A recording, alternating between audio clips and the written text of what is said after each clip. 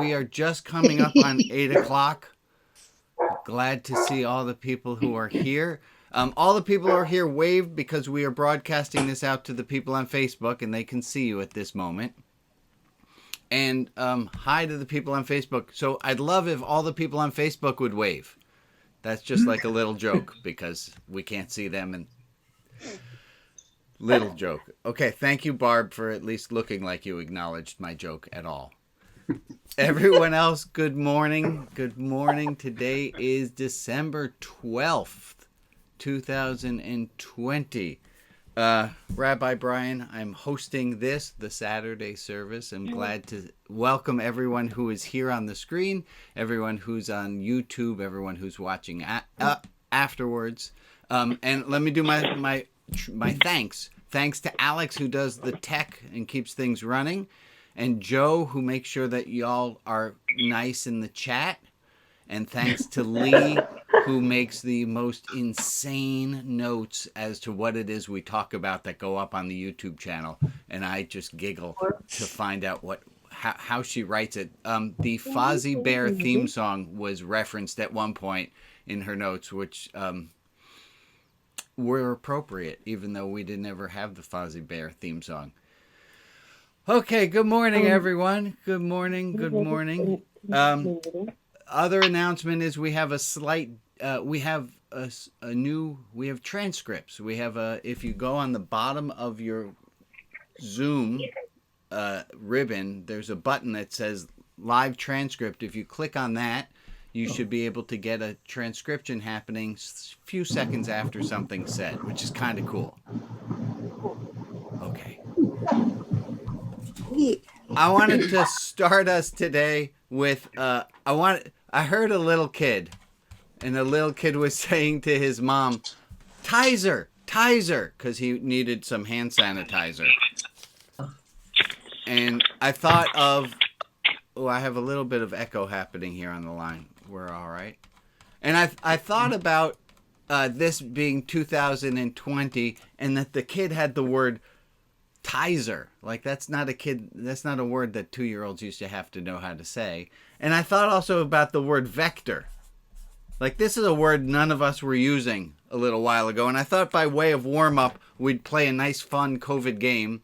What are the words of 2020 that otherwise we would not have said? Just put a hand up or shout out a word. Zoom. Excellent one. Jeff, what do you got? Pandemic has been used a lot this year. Yeah, what else? Distance. Social distancing. Yeah. Social distancing, yeah. Mask. Wear a mask. Covidiot. I didn't get that last Unprecedented. one. Unprecedented. Yeah. Fascism. Yeah. We've been using Pod. Yeah, the word pod. We've never used the word pod so Or much. cohort. Cohort, yeah. Bubble. Covidiot. I don't know that last word that was just said. Covidiot. Oh, I like it. COVID idiot together. Covidiot. That's an excellent word. Just by a quick show of hands, Alex, we got some people in the waiting room, if you'd let them in. By a show of hands, how many of you have felt like Covidiots in the last week or so? The COVID it's kind of getting to us, isn't it, a little bit? Yeah. I'm going to start today. Thank you for playing along with the words of 2020. Different show of hands. How many of you are sick of answering the question, how are you?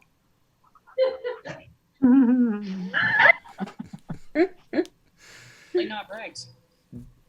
Different show of hands. So today I'm trying this one very differently today. I've been making a stack of questions to ask the group, and we're gonna see how this goes today as it goes. Some of it's deeper than others. So how sick are you of the question, how are you? And then here's a spin on it. Is how about the next time someone asks, so give me quick. What are some answers that you tend to give? How are you? And you just jump and you say, How are you? how are you? Right. I'm not answering that question. You answer that question. Ann Mayer, how are you? I'm okay. I'm okay. I'm Just okay. dandy. What Up else? and down. What else? The dream. How about you? Living the dream. Okay, dripping with sarcasm. Well done, Lee. Super. Super. So here's a question is, can we possibly turn when someone asks us, how are you, into a moment to reflect on kindness and compassion? Maybe they actually care. And at the very least, it gives me a chance to find out, how the heck am I right this moment? I have the perfect answer for that. Oh, go ahead, Michael. How am I? Because someone thought about this. A colleague of ours, actually, Norman Mirsky, wrote a sermon.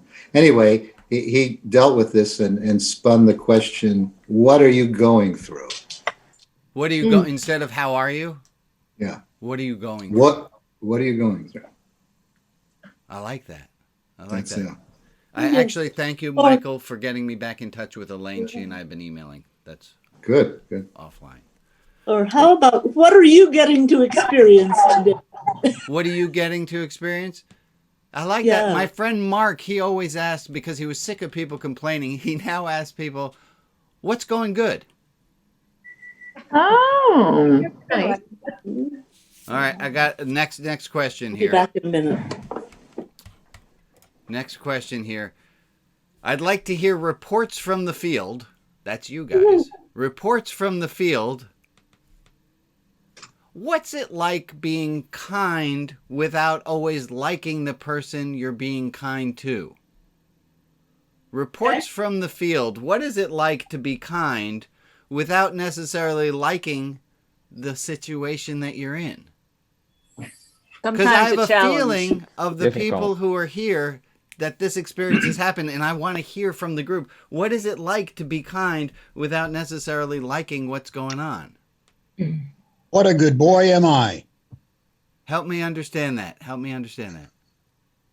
Well, I'm just being good, appreciating the question.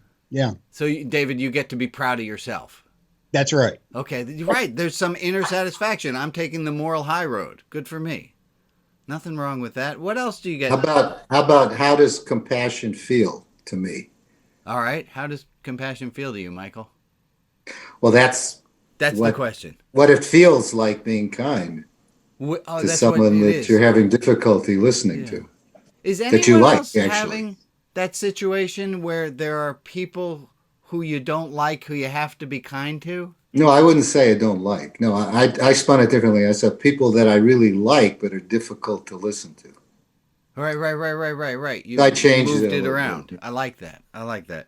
Okay, I'm not really sure what I was going for on this question, but Yeah. panic is setting in here on my end of this camera. And we're gonna see. Great. We're gonna see how this next one goes. I'm gonna throw you off with a math problem. So here we go. Look at it. Logic exercise. If it takes a fixed amount of time for a person to leave A and arrive at B, everyone with me so far? It takes a fixed amount of time for a person to leave point A and arrive at B. Let T, just a variable, let T, don't freak out, math people. I promise this is not going to be hard. Let T be a variable representing an exact amount of time. So A is a place, B is a place, and they're separated by an amount of time called T.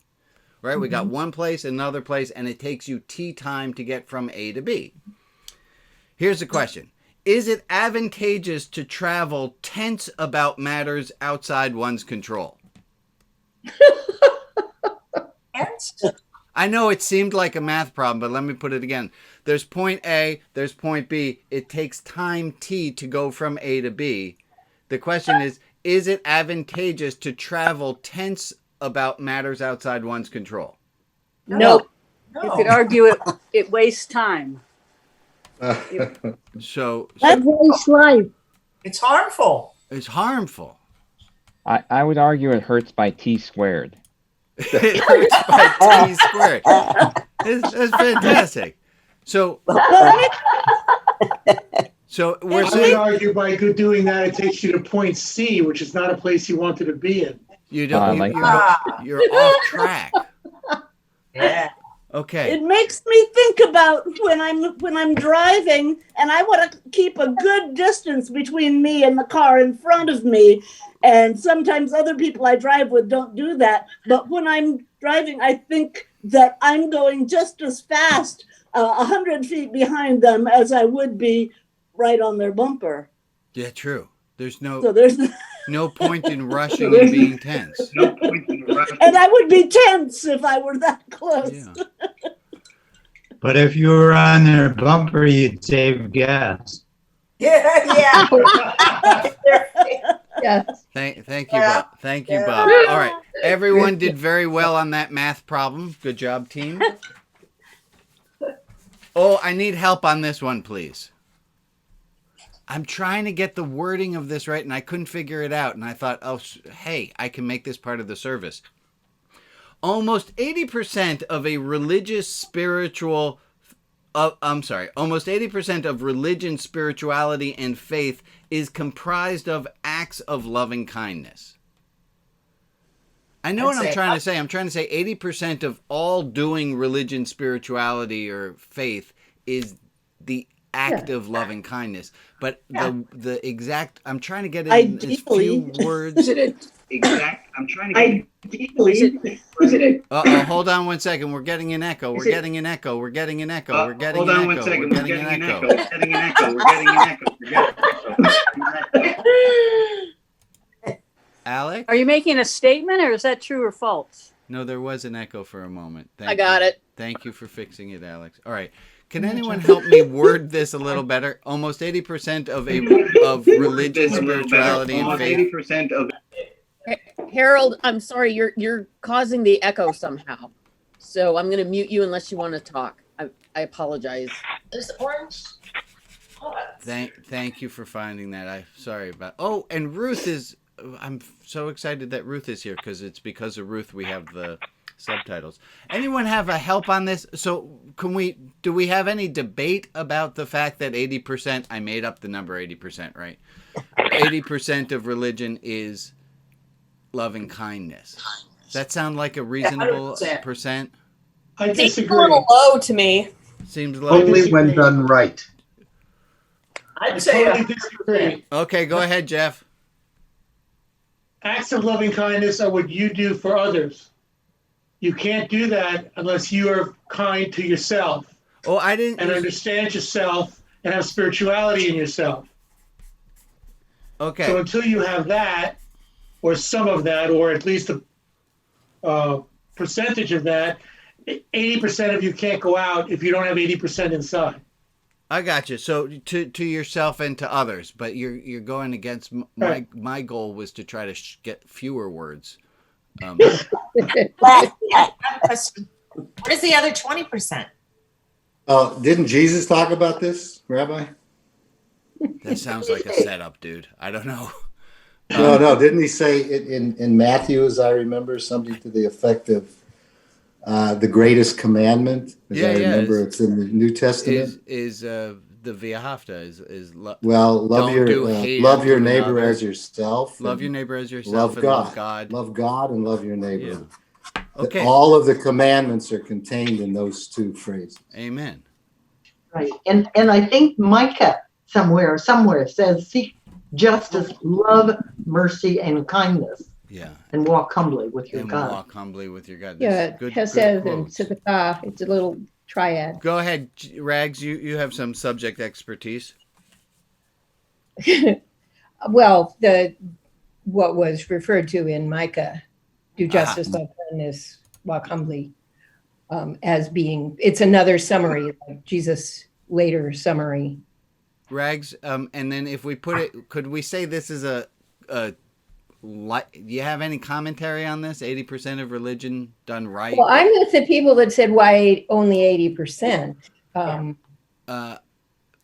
Should be 100%. 100% towards self, God, and others. At Well, least- and there isn't anything without it. Yeah. Not that there aren't other things that are part of the spiritual life, but without that as the, excuse the word, heart of it, yeah. everything else is irrelevant. I have an idea. I At have an least idea. 80%. Okay, I got a different number for you. All right, I got a different number for you.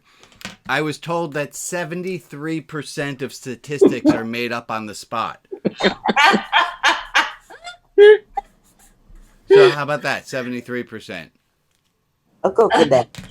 I Okay. don't know. It might be 100%. I'm taking that. I'm working on this one. It's still a work in progress. Bob wants to say something. Go, Bob. Okay, I think that my question would be, is this an objective to achieve or a reality? I've seen in my lifetime where there are some people who might act in the concept of religion, but do not definitely appear to be kind or favorable. Yeah. Right. Agreed. But I think religion and spirituality are different. No. I mean, yes. I mean, yes, you do believe that. I don't think so, Emily. I think when they're done right, it's all the same. The only difference that I would add in is sometimes people use the word religion when they mean organized religion.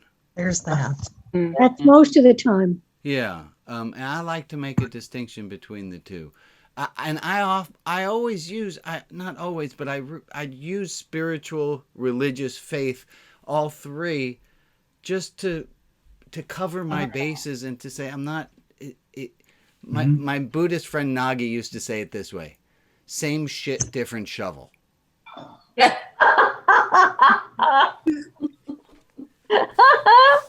Whoever's laughing the loudest, I thank you the most. I'm writing that one down. Okay. I do. While we're Quoting the bad words. oh, I have a note here that says, if you are here at this service seeking answers, you might be in the wrong place. So.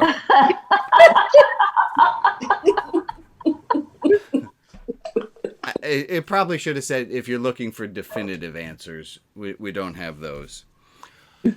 All right, folks, I want to take a moment to look and see what's going on the people's hearts who are all on the screen. Is there something that we have some good news? Our friend Derek, who's usually here, his surgery went well last week. I wanted to share that with the whole group.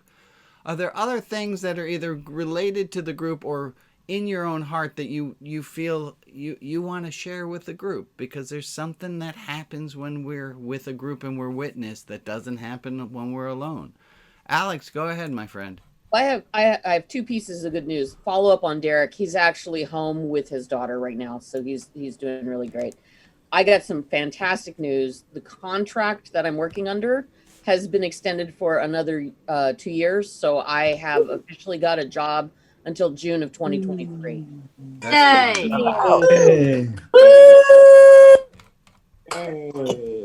Go, Alex. Anyone else have what it is that they have on their heart? Actually, I'm a little bit similar to Alex. I just got a contract renewal until March 2022 for my job, and I got a promotion.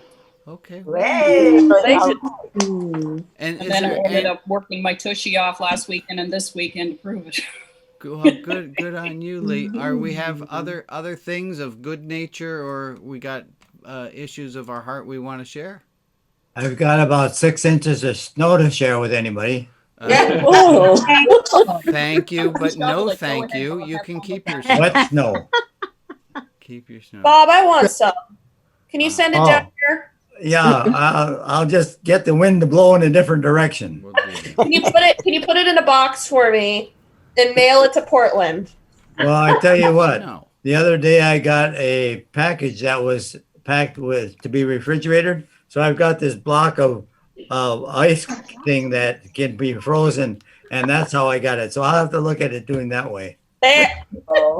Ingenious. All right, folks, I'm do we have other announcements that people feel they want? I got one. Yeah, wait, I got got two, Michael and then Linda and then David. Yeah, what I have is that pertains to the structure of the service. Yeah. That when we break out into small groups, if you decide to do that, that you give more time.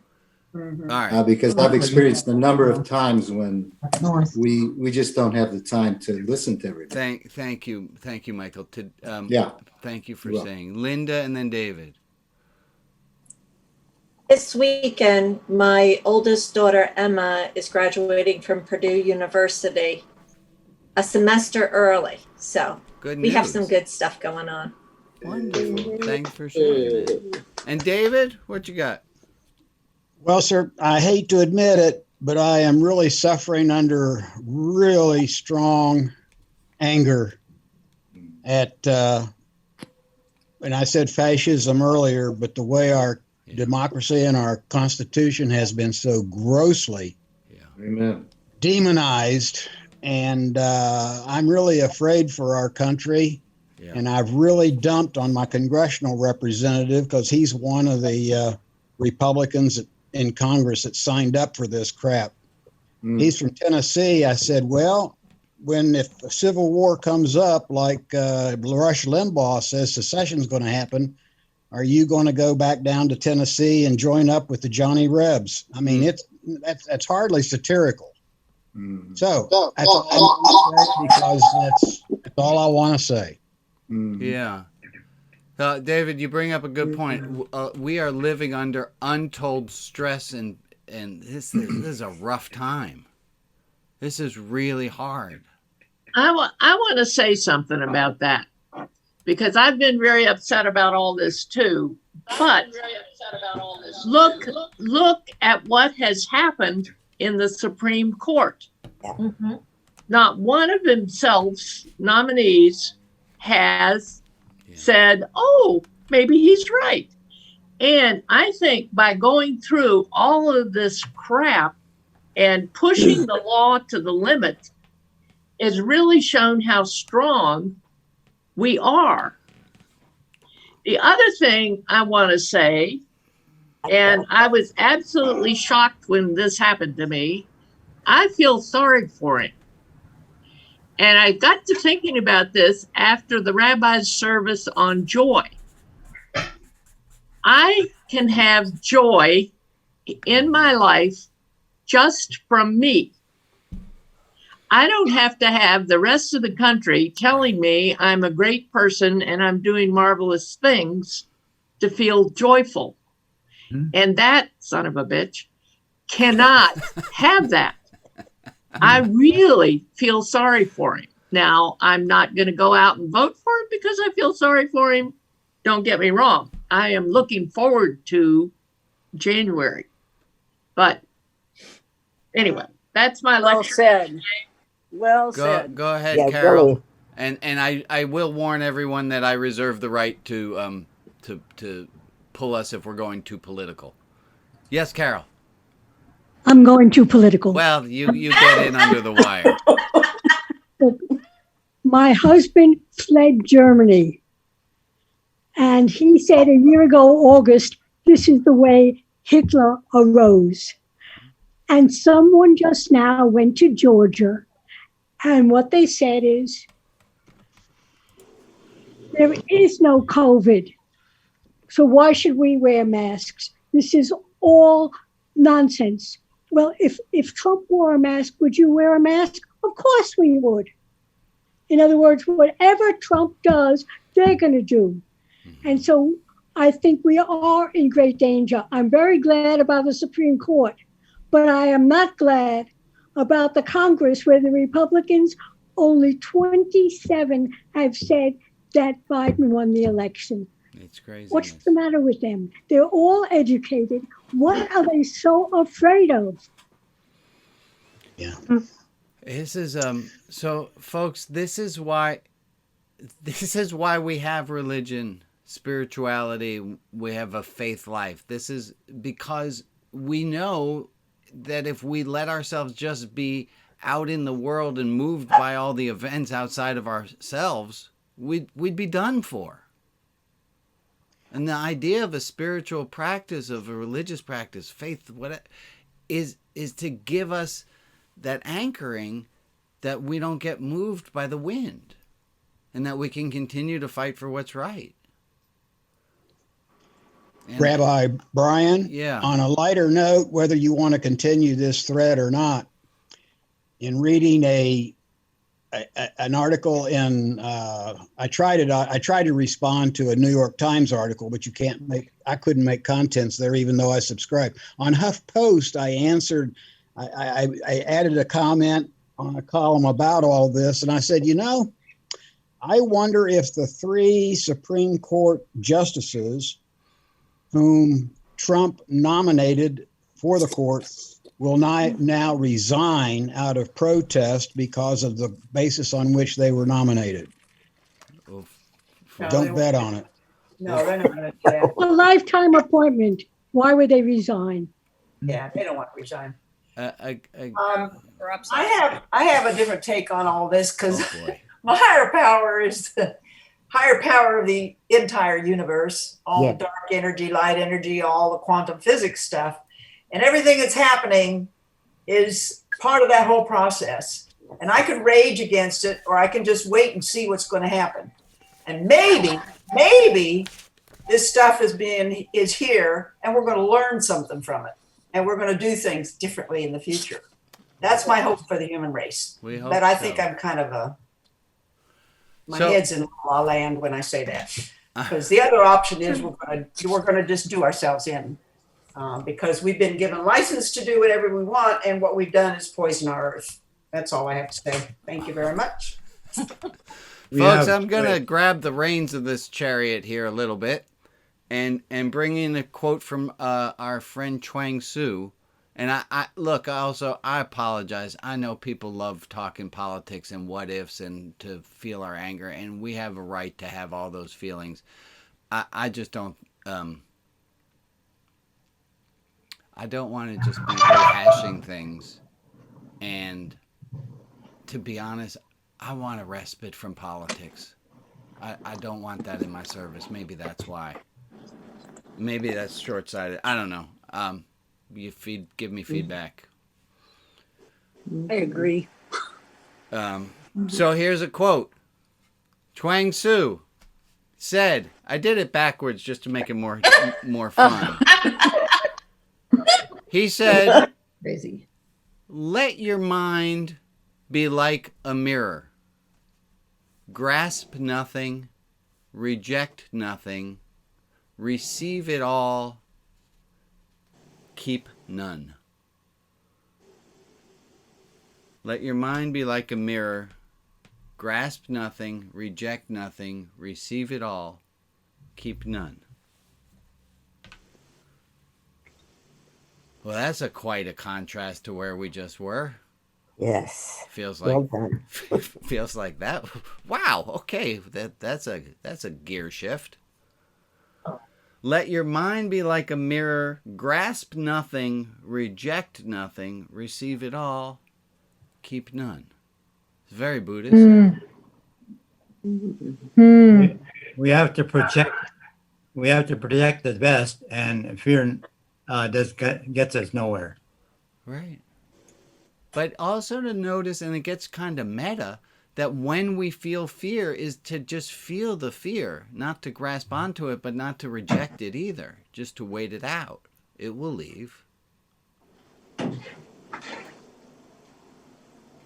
Okay, and then the rabbi just killed the entire mood of the service. And people nervously looked around and said, wow, it's 8:30. We have a half more hour. Let's see how that's going to go. No, but you know, these quotes that you give really are salutary. What's the word? They make me feel good. That's fantastic. Good. You know, but it's, you know, but that's kind of like a sugar pill. But that's okay too. The process of getting to cultivating goodness of heart is tough work. Yeah. Yeah. And, I like what you just said, Michael. The process of cultivating goodness of heart is tough work. And I'm going to add to that, but we have to do it. Yeah. But we can't do it in forums like this. It just reminds us that we have to do our work on our own, in our own way. The process of cultivating goodness of heart. I think that's a great phrase. Yeah. The process of cultivating goodness of heart is not easy. No. And we have to do it. And it's a constant practice. And it's a constant practice, right? But I think, Michael, it's more than a sugar pill. I mean, it's a sugar pill because they taste really sweet when we get them. Yeah. But they actually have some nourishment to them. Mm-hmm. And there is some value to them if we digest them. Mm. Yeah. Thank you, Steve. So that my bride didn't ever like, but I liked the phrase, it's a wisdom biscuit. Okay. That's what. Wisdom biscuit. And then, okay, so I used to make my high school students, every time I'd bring these quotes, I'd bring thoughts in, and they'd say, oh, that's good. And I said, well, it's a wisdom biscuit. And eventually I trained all the kids that every time I said wisdom biscuit, they all had to say, yummy. We're not going there yet. Yum. Yummy. Thanks, Rob. Let your mind be like a mirror. Grasp nothing, reject nothing, receive it all, keep none. Anne, where's my Mine friend keeps Anne? none. What do you have? Yeah, it seems kind of empty. Anne, where's Anne? I'm here. And you and I spend a lot of time doing this quote. Yeah. Right? Yeah. Anne is one of the faithful who show up to Rabbi Brian's 2 p.m. Pacific Standard Time Facebook and YouTube now meditations. And it's that practice of just sitting still. And on Mondays, we'd sit for 5 minutes, which can seem like an interminable amount of time for a lot of people. But if we're talking about practice, look, you all know I took up the French horn recently. I'm a year in. I can do a pretty good joy to the world. It's nice. But the reason I took it up was the same reason people climb Everest, which is because it's there. Hey, I have an idea. I'm going to play the hardest brass instrument. Good idea. Right. But it's a practice that you get better at. You get better at sitting and taking in the world and not reacting to it so much. And that pursuit of loving kindness that Michael's talking about, it's a practice. Wow, that sounded really like the closest I've come to doing a full-out sermon. Rabbi, what made you decide on the French horn? Emily, I thank you for asking that question. I don't really know, but I can give you some thoughts. Hey, let's learn something while we're here, shall we? Sure. I've taught this a lot of times. This is the work of Lev Vygotsky, who is a Russian linguist and theorist. And he said that this is how learning happens. He says that learning is not binary. It's not either you know how to do something or you don't, but there's a spectrum in between. Here's where you can't do anything at all. Here's where you do it perfectly. You do it without thinking. And the examples that I always give is, for adults, this is like driving a car. You don't have to think about it. You just get in the car, you start it up, you get going, most of us. And at the stage right before that is where you have to talk yourself through it. And kids who are learning how to drive, they're giving themselves hints of, okay, I got to put my hands, and then what did he say? Then I have to, okay, then I'm going to put, and you talk yourself through it. So before you can do something fluidly, you talk yourself through it. Okay, well, what does this have to do with the French horn? Well, when I would teach this, I would always say, this is kind of like the French horn. All of us are right here with regard to playing the French horn. We don't know how to play the French horn. And I picked the French horn because I thought it was funny. And nobody ever played the French horn. I truthfully thought the glockenspiel was funnier, but it was a little arcane of a reference. So I stayed with French horn. So here's where you don't know how to do something at all. And I would give the example of a French horn teacher that the first time you take a lesson, the horn teacher is going to tell you where to put your hands. Well, actually, when I used to teach it, I would have to make all that stuff up because I didn't really know anything about the French horn and what the first lessons were about. Now I actually know. Can't do it at all. The first lessons are the teacher is holding your hand all the way through everything, telling you what to do. And I want you to think this is not just about French horn. This is about any skill we have. Even about being kind to ourselves or taking time to meditate. At first, we can't do it well at all. And we need a teacher to teach us all the steps and tell us exactly what to do. And we couldn't do it on our own. We're only missing one number here. So here you can't do it. Notice I'm repeating this a lot of times. That's to help you to learn it. Thanks, graduate school and education. Can't do it at all. Can do it only with hand holding. Number 5. What was number 5? Fluid. You can do it fluidly. perfectly. Good. And number 4? Self hints. Yeah, Just you talk give yourself yourself through a hint because you can't. Number 3 is where the teacher gives you a hint. The teacher would say, well, I still have to say to Kim, I say, Kim, I need a hint. Which finger is it for the E flat when it's up in the high note? And she gives me a hint because I can't always remember all the notes. French horn is a devil. Anyone know anything about the French horn? You can play 21 notes on the French horn without any of the keys. That's how insane this musical instrument is. Anyway, teacher gives you a hint. You give yourself a hint. You do it fluidly. Here's the big thing that we have. Okay, so Emily, that's why I'm playing the French horn. I'm playing. Hannah has her hand up, and she's had her hand up for a little while. Yeah, go ahead. Hannah. Nah. Waving. We're way past it now. Okay. I'm much more interested in your French horn playing than what I was going to ask. Thank you, Hannah, for staying with. The big thing to know is that you get these steps.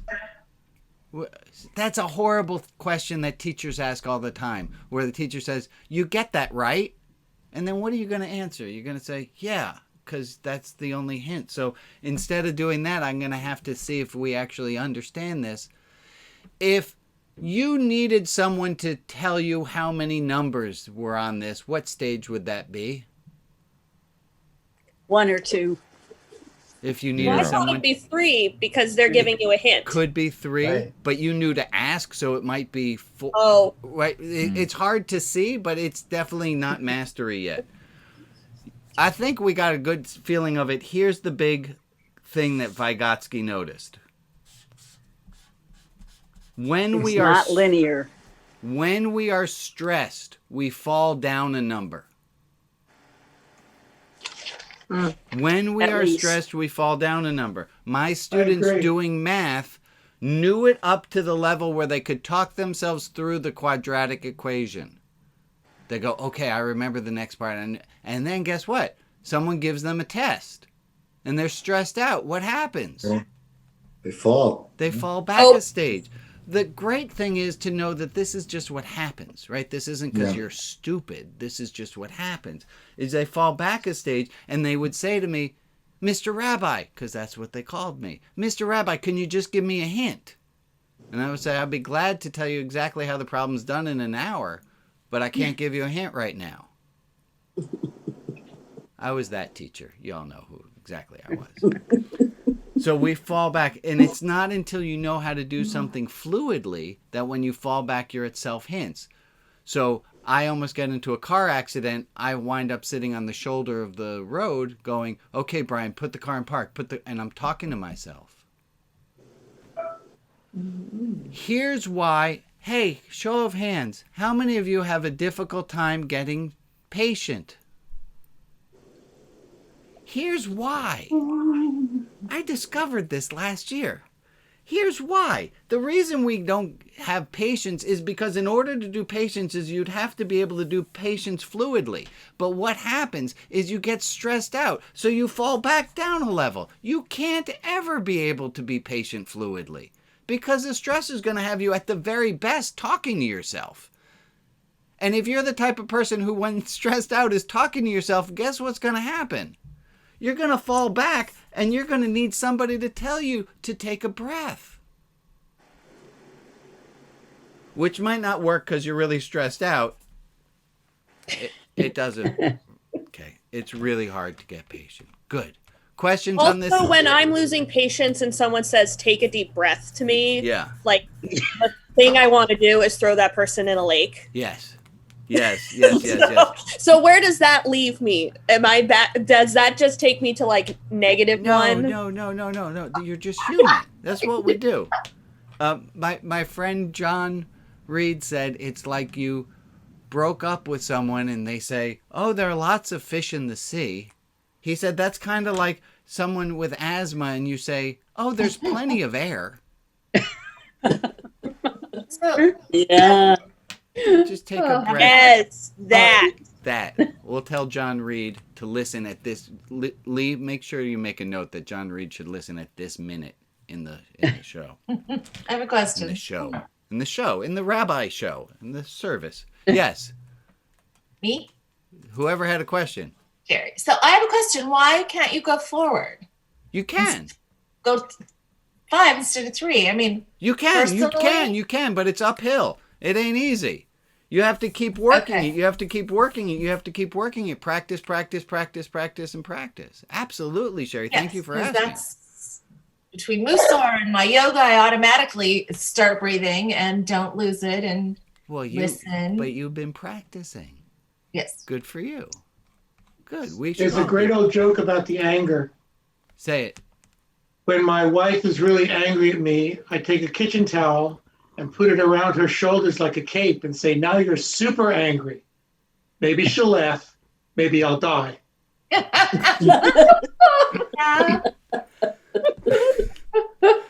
Okay, folks, I'm going to try something a little bit different, if I may.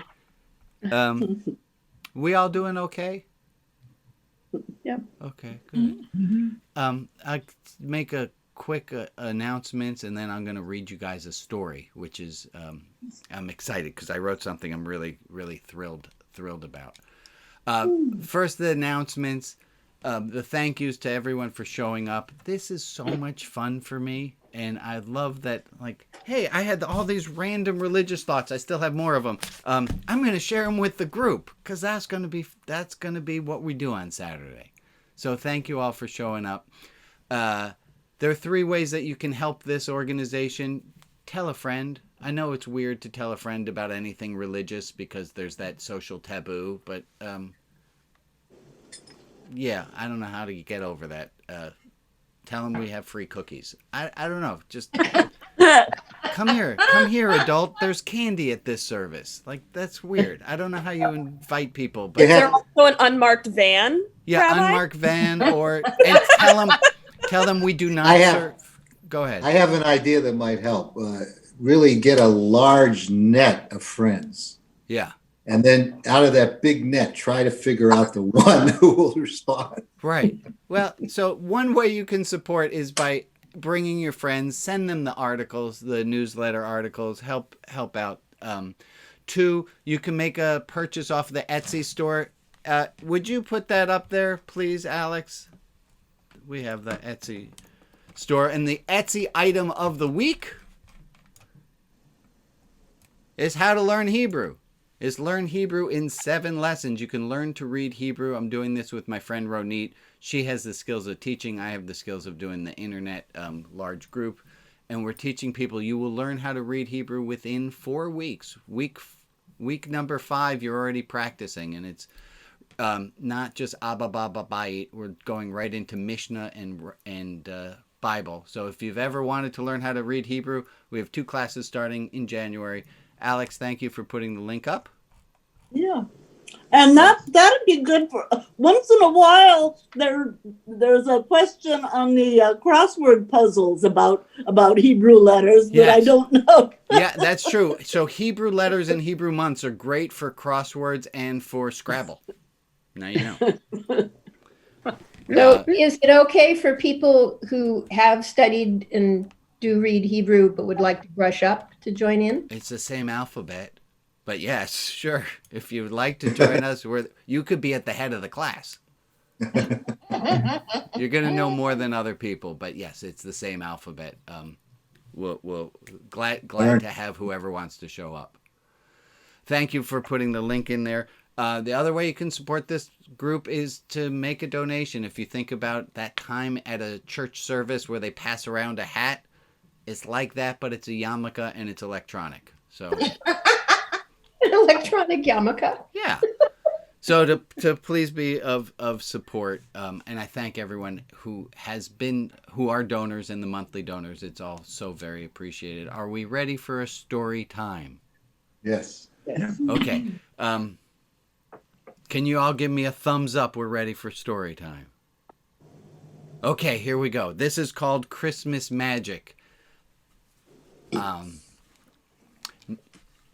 No wreath.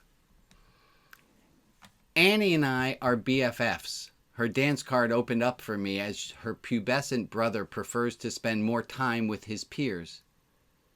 Annie and I are gabbing, pretending that waiting outside Trader Joe's is as exciting as waiting in line at Disney. Marlo, with flight attendant enthusiasm and a cookie nut necklace, thanks us for waiting ever so patiently. He said all 4 syllables. He reminds us not to reach over anyone to get anything. COVID. Annie challenges my anything for my daughter policy after seeing the display immediately to the right of the door by asking, Dad, can we get a wreath? Oh, come on, Marlo, let us in away from the display. If I can get her in the store and soften her up by buying her mom a card and flowers of her choice, then maybe I can get out of buying a wreath. I pivot.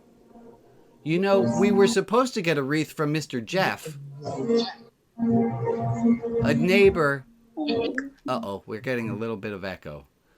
A neighbor, a realtor, annually gifts pies. The whole screen just froze for the last several seconds. Oh, did that happen on everyone, or is it just an Ann? Just Ann. Sorry, Ann, that seems to be on you. We'll catch up.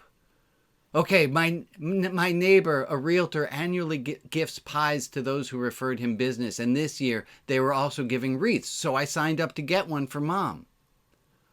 Marlo, hurry.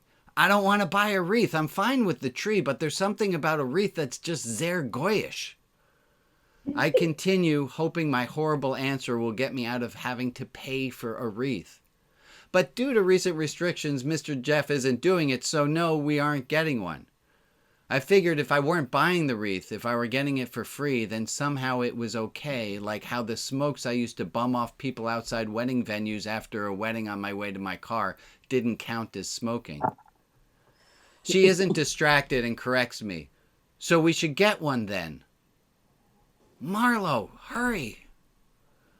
Honey Bear, Sugar Plum, it's just, is it too Christian? She knew. I don't know how she knew, but she knew. And I appreciate her saving me from saying it. That's okay, Dad. I get it. I don't think she possibly can, but I'm thankful nonetheless.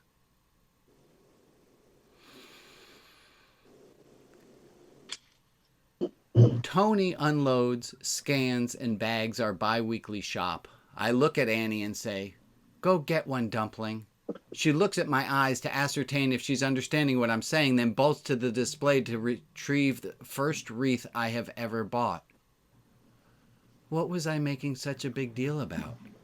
Branches tied in a circle to which a few pine cones are glued? It's not really such a big deal.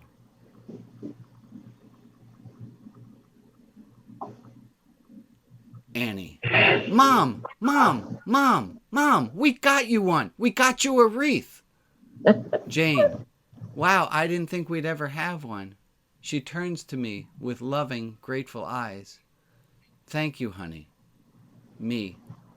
I know how much Christmas means to you. It's my pleasure. The magic of Christmas. It wasn't until 2 years ago that I finally understood the magic of Christmas. I tell people with regard to Passover Seders that until you've been to at least 3 of them, you don't really get the genre. I guess I needed a few Christmases of doing it to understand that it's not about the tree or the gifts. I already knew it wasn't really about Jesus.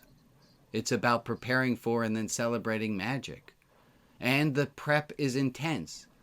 Here's a summary of tasks my family accomplished Sunday, December 5th. 1. Bring 6 large tubs of basement storage closet to the dining room. 2. Follow subroutine buy a tree. 3. Remove tchotchkes, bric-a-bracs from the living room. 4. Removal of accumulated out-of-place detritus, family living. 5. Debate with self and others about the best lights for this year's tree. 6. Play house and moving life-size furniture in the kitchen. 7. Place tree skirt around antique iron stand shimmed level with block on top of plastic mat atop wooden floor in bay window of living room. 8. Add lights and then already wrapped gifts. 9. Find T-hooks in the baggie of stockings and hang stockings. 10. Watch Christmas movie. Christmas magic doesn't happen until you make it happen. Just like Shabbat doesn't happen unless you add the magic Shabbat spice.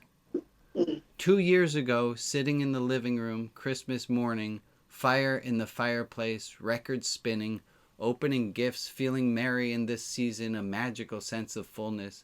Purpose achieved even if ephemerally. Christmas is real magic. Most of those considering conversion to Judaism cry when I say, we should speak openly if you have the need to mourn Christmas. Christmas is magic, and magic is nothing one gives up without loss. Buy the tree. My first year, I was shocked both at the cost and amount of time that it takes.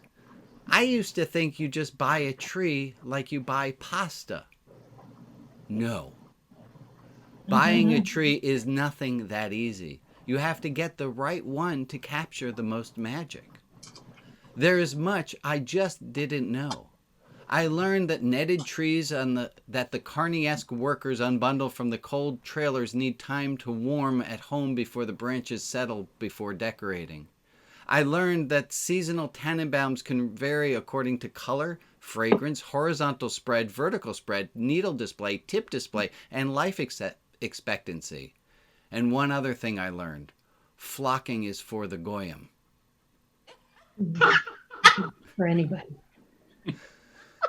Flocking?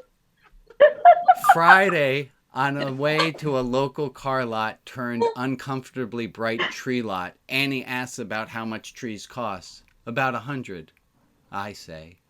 Emmett asks how long it's going to take. About 30-40 minutes, I say. After a brisk 20 minutes of auditions, we claim our tree. Jane and the kids go off to pull the minivan into the lot. I go to pay. That will be $160, says the man in the camping chair at the plastic table.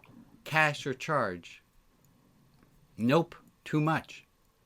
There are occasions when I hear words from my mouth that I didn't know I was going to say. These are somehow enjoyable moments.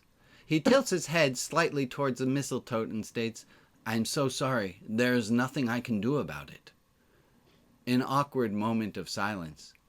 There is nothing he can do? Ha! His big puppy dog eyes conjure within me compassion, which I resent. I feel for this man who has just attempted to fleece me. Maybe he pegged me as Jewish and thought I didn't know the price of trees. Or he somehow knew about my anything for my bride policy. I could throw in some mistletoe. You're a nice family.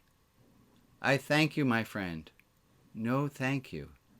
I catch up to Jane as before she pulls the car in. Me, if you want it, I'll get it for you. Jane, no, that's too much. We'll go to a you-cut tree farm tomorrow.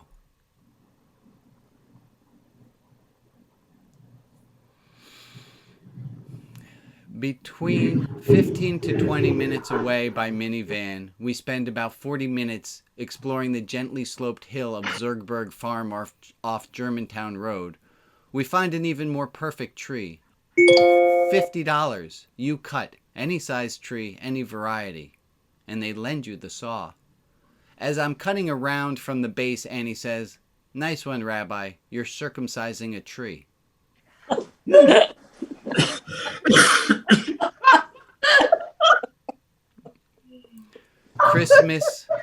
Christmas magic. I know some Jews get upset that Jews want to have some of this Christmas magic. And I can hear them now. And a rabbi, no less, celebrating the birth of Jesus? But that's not what I'm doing. Although I am in favor of celebrating the lives of all amazing Jews. And if a list of amazing Jews is going to include the immoral Jew-killing Hasmoneans of Hanukkah, then Jesus definitely ought to be on the list of Jews to be celebrated. That we have a wreath on our door doesn't mean I believe in a virgin birth or in a bodily resurrection of the dead. And I'm still quite in the air about Santa. It's just, I'm in favor of all the magic. Wow. Well said. Good story. Oh, that's beautiful. Thank you all. Well, are you going to put that somewhere where we can read it again later? It's going to be in your inbox on Monday. I promise. Awesome. Yeah, I'm getting the transcription as well. Yeah. That was so sweet, Rabbi. It is fantastic. Thank you all. Thank you. It was sometimes it just comes out. It was really fun. It was really, anyone who writes, how many drafts that was? Oh my God. And that phrase, that horrible phrase about writing where you have to kill your babies? You know that phrase? Kill your darlings. Kill your darlings. Not your babies. There were so many phrases that I wanted to use, but I couldn't because they just didn't fit. Anyway, I'm going to drop all that. We're about to be at 9 o'clock. I thank you all for showing up. At 9 o'clock, we transition into doing virtual donut holes where a number of you stay and do you have your own discussion without me about whatever topics it is that you guys want to talk about. I will, as a matter of policy, remind those of you who are heavy-duty, super fans. There are people who show up for the first time or second time. Make sure to include them in the circle as well. I know y'all you do, but I thank you for that. Okay. What else I got? I have something. Well, maybe we'll do it for next week. Shoot, I so wanted to talk about getting excited about Christmas and about why it behooves us to believe in Santa Claus. Can we do that next week? Next week, I'm going to tell you why it behooves you to believe in Santa Claus. I think that's about it, folks. I feel like that's a good moment to end on. So, Rabbi, can I just say something? But before we leave, this just in from Eileen. Your prison ministry with James Wilson, his birthday is December 20th. Oh, thank you for bringing that up. And the most recent stuff I got from him changed the number. Yeah. So I sent it in the chat room to Alex and to Rabbi. So yeah, I have it. I'll post it. Okay, thanks. Yeah, folks, if you have it in you to do an extra good deed, would you send James you don't have to, if you're freaked out, don't put a return address, but just send James a birthday card. It would do a world of good. Oh, that'd be great. He's the nicest. He sent me a letter with a picture of elephants and said, "These are my two pets, Mr. Big and Mrs. Sexy." Yeah, he's the best pen pal I have. Okay, folks, I'm going to sign us off. Oh, wait a second. Hold on. Hold this. So last week we had Larry was on the phone with me, and apparently I didn't turn that off, and people kept listening to Larry and I have our phone call on Facebook for about a half hour. Show of hands, how many of you wish you had been there? Okay. How many of you actually were there? I know of at least 2 people who were listening to Larry and my phone call that I didn't know I was broadcasting. So I'm going to turn all the broadcasting off right now. Let's send love. Bye, everybody. Thank you all so much. Bye. And stick Thank around, you. stick around for Yeah, the donuts. Guys, see you next week.